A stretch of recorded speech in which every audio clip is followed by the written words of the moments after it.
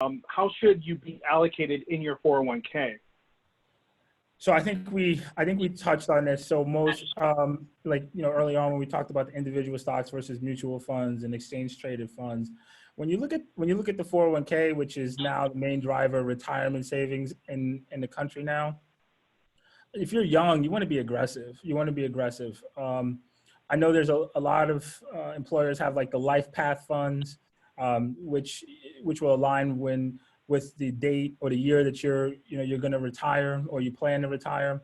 The bad thing about life path, the target date.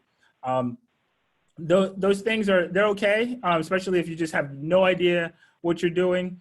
They're just an easy pick. They'll allocate essentially a portfolio for you. But I would say to be simple, I would recommend S&P 500 index fund, right?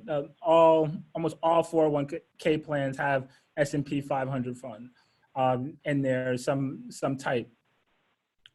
You can never go wrong with the U.S. Historically. So I would say that having a little bit of international in there, especially emerging markets, not necessarily develops a little weird. That's like Europe but emerging market exposure is really good. Not too much because of the volatility, but just having a slither in there.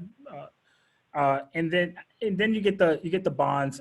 If you're younger, I would be very, very light on bonds. Anything more than 10%, I think, is maybe a bit excessive. Everybody's has different taste in regards to how they feel when their 401k or their investments fluctuate.